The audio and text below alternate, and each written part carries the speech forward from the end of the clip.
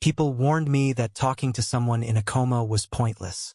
But when your heart insists on speaking, logic feels like a bad joke. I had been reading to him every single day for 3 months, and the ridiculous part? I didn't even know if he could hear me. The first time I saw Ethan was under the cold, sterile light of the ER. I was a first-year resident then, still trembling from caffeine and anxiety, trying to prove to the world and to myself that I belonged in this white coat.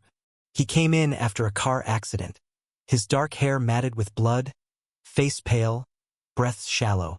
There was chaos everywhere, but the second my eyes locked on his, before they fluttered shut, I felt something shift.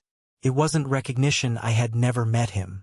It was something stranger, deeper, like my chest had just been quietly rewired.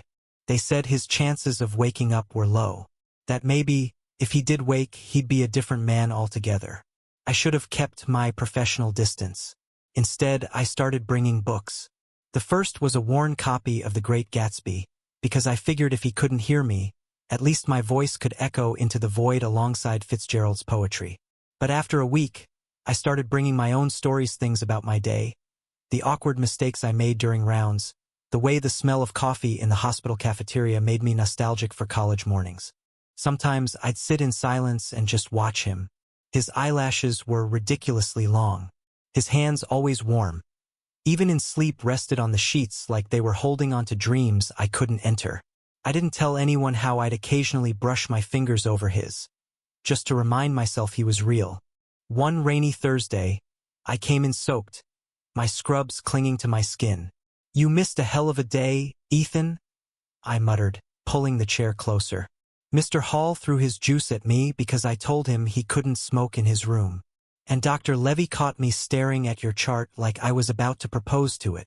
I laughed to myself. You could at least pretend to laugh, you know? And then I swear I felt the slightest twitch in his hand. I told myself it was just a reflex. But it happened again a few days later, when I read him a short story about 2 boys who met in a bookstore. His fingers moved, slow but deliberate, like his body was trying to speak before his mind could form the words. Weeks passed. I kept reading. I told him about the nurse who accidentally dyed her hair green, about the cat that wandered into the ER one night and refused to leave, about my own stupid fear that maybe, if he woke up, he wouldn't like me. And then one morning early, before sunrise, the hospital still wrapped in its quiet hum, I opened the book to read. His eyes were open, my throat locked. Ethan? He looked at me like he was trying to remember the alphabet, the air heavy with a silence that felt older than both of us. And then, hoarse, broken, he said my name. The sound hit me harder than any scalpel, any heartbreak, any moment I'd lived before.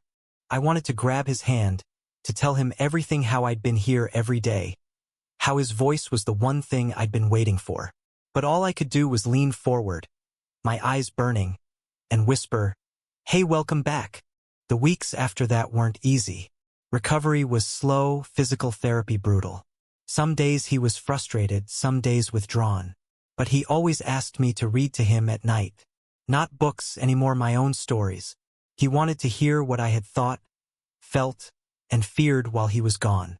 And in those quiet evenings, with the warm lamplight painting soft shadows on the wall, it stopped feeling like I was talking to a patient. It felt like I was talking to the man I was falling in love with. The first time he reached for my hand while I read, I didn't pull away. Neither did he. By spring, Ethan could walk again, slow but steady. The day he was discharged, he stood by the hospital doors, looking at me with that same quiet intensity I'd seen the night we met. "You read to me when I couldn't even breathe for myself," he said. "You stayed when you didn't have to. I don't want to go through life without that." The world outside smelled like rain and fresh beginnings. So I smiled, and for the first time, I didn't feel like a doctor talking to a patient. I felt like a man saying yes to another man who had already stolen his heart in silence. Thank you for listening. Don't forget to like and subscribe to stay updated with the latest videos.